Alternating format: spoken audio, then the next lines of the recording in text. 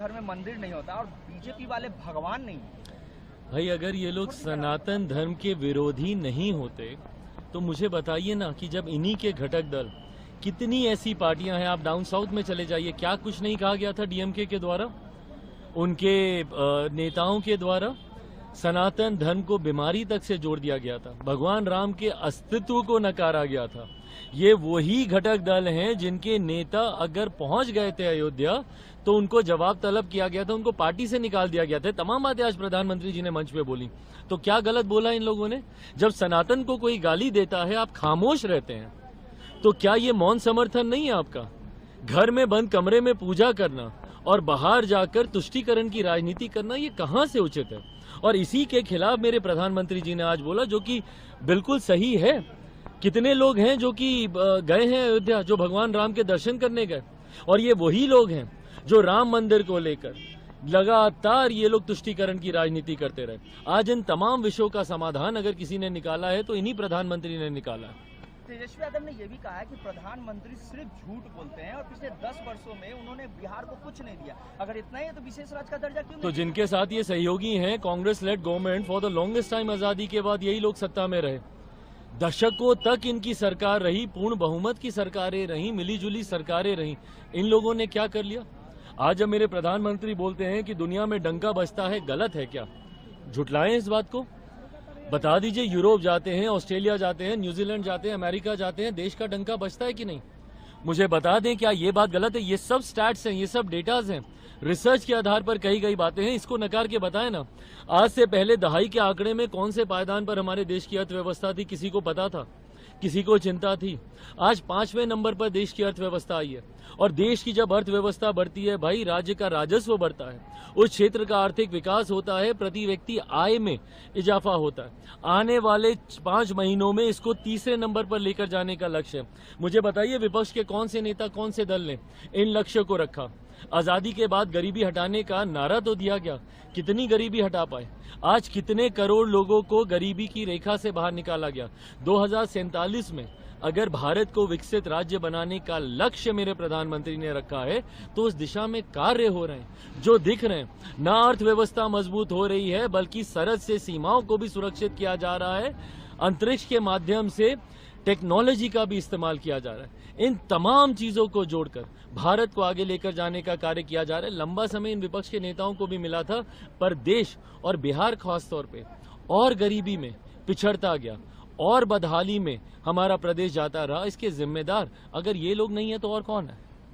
तेजस्वी यादव ने करप्शन की बात की और उन्होंने ये भी कहा कि बीजेपी में, एनडीए में जो भी लोग जाते हैं वो करप्शन से क्लीन चिट हो जाते हैं और सिर्फ विपक्ष पर ही जांच एजेंसियों का कार्रवाई होती है। भाई जब ये लोग, मैं यही बोलता हूँ कि मोदी का विरोध करते करते भगवान राम का विरोध करने लगते हैं, मोदी का विरोध करते करते संवैधानिक संस्थाओं का विरोध करने लगते हैं, मोदी का विरोध करते करते लोकतंत्र के लोकतंत्र का एक मजबूत स्तंभ जुडिशरी का ये लोग विरोध करने लगते हैं।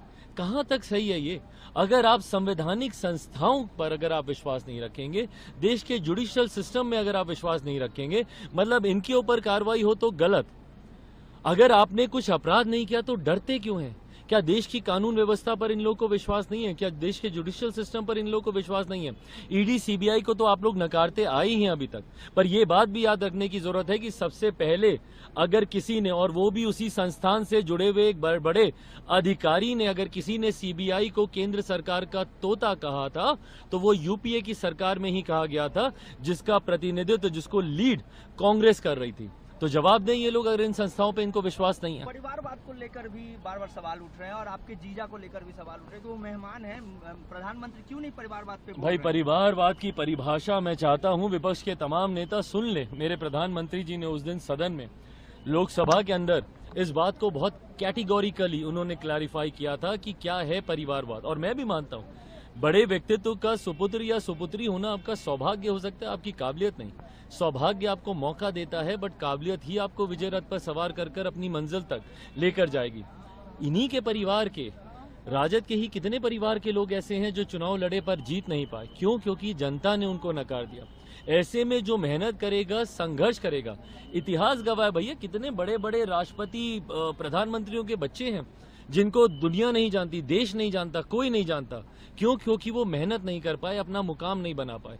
पर अगर कोई अपनी क्षमता से, अपनी मेहनत से आगे आता है, and eventually everything boils down to your capabilities, your potential. आप पब्लिक डोमेन में है, जनता आपका भविष्य निर्धारित करेगी ना। अगर परिवारवाद से आने के बाद भी आपने मेहनत की होगी तो जनता आपको स्वीकार करेगी, पर सिर्फ सरनेम के नाम से आप आगे बढ़ना चाहेंगे तो जनता आपको नकारेगी ही घर में मंदिर नहीं होता और बीजेपी वाले भगवान नहीं। भाई अगर ये लोग सनातन धर्म के विरोधी नहीं होते तो मुझे बताइए ना कि जब इन्हीं के घटक दल, कितनी ऐसी पार्टियां हैं, आप डाउन साउथ में चले जाइए, क्या कुछ नहीं कहा गया था डीएमके के द्वारा, उनके नेताओं के द्वारा। सनातन धर्म को बीमारी तक से जोड़ दिया गया था, भगवान राम के अस्तित्व को नकारा गया था। ये वही घटक दल हैं जिनके नेता अगर पहुंच गए थे अयोध्या तो उनको जवाब तलब किया गया था, उनको पार्टी से निकाल दिया गया था। तमाम बातें आज प्रधानमंत्री जी ने मंच पे बोली, तो क्या गलत बोला इन लोगों ने? जब सनातन को कोई गाली देता है आप खामोश रहते हैं, तो क्या ये मौन समर्थन नहीं है आपका? घर में बंद कमरे में पूजा करना और बाहर जाकर तुष्टीकरण की राजनीति करना, ये कहां से उचित है? और इसी के खिलाफ मेरे प्रधानमंत्री जी ने आज बोला, जो कि बिल्कुल सही है। कितने लोग हैं जो कि गए हैं अयोध्या, जो भगवान राम के दर्शन करने गए, और ये वही लोग हैं जो राम मंदिर को लेकर लगातार ये लोग तुष्टीकरण की राजनीति करते रहे। आज इन तमाम विषयों का समाधान अगर किसी ने निकाला है तो इन्हीं प्रधानमंत्री ने निकाला है।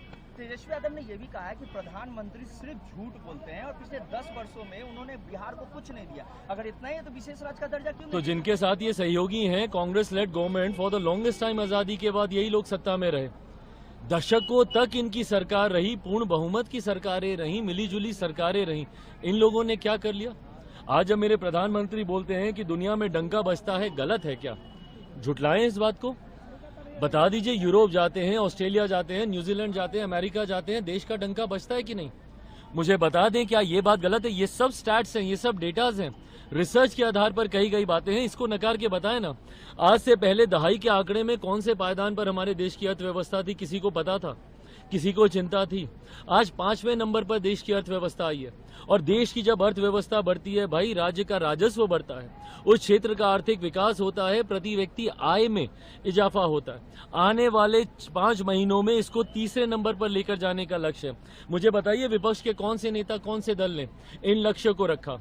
आजादी के बाद गरीबी हटाने का नारा तो दिया गया, कितनी गरीबी हटा पाए? आज कितने करोड़ लोगों को गरीबी की रेखा से बाहर निकाला गया? 2047 में अगर भारत को विकसित राज्य बनाने का लक्ष्य मेरे प्रधानमंत्री ने रखा है तो उस दिशा में कार्य हो रहे हैं जो दिख रहे हैं। न अर्थव्यवस्था मजबूत हो रही है, बल्कि सरहद से सीमाओं को भी सुरक्षित किया जा रहा है, अंतरिक्ष के माध्यम से टेक्नोलॉजी का भी इस्तेमाल किया जा रहा है। इन तमाम चीजों को जोड़कर भारत को आगे लेकर जाने का कार्य किया जा रहा है। लंबा समय इन विपक्ष के नेताओं को भी मिला था, पर देश और बिहार खासतौर पे और गरीबी में पिछड़ता गया और बदहाली में हमारा प्रदेश जाता रहा। इसके जिम्मेदार अगर ये लोग नहीं है तो और कौन है? उन्होंने, तेजस्वी यादव ने करप्शन की बात की और उन्होंने ये भी कहा कि बीजेपी में, एनडीए में जो भी लोग जाते हैं वो करप्शन से क्लीन चिट हो जाते हैं और सिर्फ विपक्ष पर ही जांच एजेंसियों का कार्रवाई होती है। भाई जब ये लोग, मैं यही बोलता हूँ कि मोदी का विरोध करते करते भगवान राम का विरोध करने लगते हैं, मोदी का विरोध करते करते संवैधानिक संस्थाओं का विरोध करने लगते हैं, मोदी का विरोध करते करते लोकतंत्र के चौथे लोकतंत्र का एक मजबूत स्तंभ जुडिशरी का ये लोग विरोध करने लगते हैं। कहां तक सही है ये? अगर आप संवैधानिक संस्थाओं पर अगर आप विश्वास नहीं रखेंगे, देश के जुडिशियल सिस्टम में अगर आप विश्वास नहीं रखेंगे, मतलब इनके ऊपर कार्रवाई हो तो गलत। अगर आपने कुछ अपराध नहीं किया तो डरते क्यों हैं? क्या देश की कानून व्यवस्था पर इन लोगों को विश्वास नहीं है? क्या देश के जुडिशियल सिस्टम पर इन लोगों को विश्वास नहीं है? ईडी, सीबीआई को तो आप लोग नकारते आए ही हैं अभी तक। पर यह बात भी याद रखने की जरूरत है कि सबसे पहले अगर किसी ने, और वो भी उसी संस्थान से जुड़े हुए एक बड़े अधिकारी ने, अगर किसी ने सीबीआई को केंद्र सरकार का तोता कहा था तो वो यूपीए की सरकार में ही कहा गया था, जिसका प्रतिनिधित्व, जिसको लीड कांग्रेस कर रही थी। तो जवाब दें ये लोग अगर इन संस्थाओं पे इनको विश्वास नहीं है। परिवारवाद को लेकर भी बार बार सवाल उठ रहे हैं और आपके जीजा को लेकर भी सवाल उठ रहे हैं कि वो मेहमान हैं, प्रधानमंत्री क्यों नहीं परिवारवाद पे बोल रहे हैं? भाई परिवारवाद की परिभाषा मैं चाहता हूं विपक्ष के तमाम नेता सुन ले। मेरे प्रधानमंत्री जी ने उस दिन सदन में, लोकसभा के अंदर, इस बात को बहुत कैटेगोरिकली उन्होंने क्लैरिफाई किया था कि क्या है परिवारवाद। और मैं भी मानता हूं बड़े व्यक्तित्व का सुपुत्र या सुपुत्री होना आपका सौभाग्य हो सकता है, आपकी काबिलियत नहीं। सौभाग्य आपको मौका देता है, बट काबिलियत ही आपको विजय रथ पर सवार कर कर अपनी मंजिल तक लेकर जाएगी। इन्हीं के परिवार के, राजद के ही कितने परिवार के लोग ऐसे हैं जो चुनाव लड़े पर जीत नहीं पाए। क्यों? क्योंकि जनता ने उनको नकार दिया। ऐसे में जो मेहनत करेगा, संघर्ष करेगा, इतिहास गवाह है भैया, कितने बड़े बड़े राष्ट्रपति, प्रधानमंत्रियों के बच्चे हैं जिनको दुनिया नहीं जानती, देश नहीं जानता, कोई नहीं जानता। क्यों? क्योंकि वो मेहनत नहीं कर पाए, अपना मुकाम नहीं बना पाए। पर अगर कोई अपनी क्षमता से, अपनी मेहनत से आगे आता है, and eventually everything boils down to your capabilities, your potential. आप पब्लिक डोमेन में है, जनता आपका भविष्य निर्धारित करेगी ना। अगर परिवारवाद से आने के बाद भी आपने मेहनत की होगी तो जनता आपको स्वीकार करेगी, पर सिर्फ सरनेम के नाम से आप आगे बढ़ना चाहेंगे तो जनता आपको नकारेगी ही।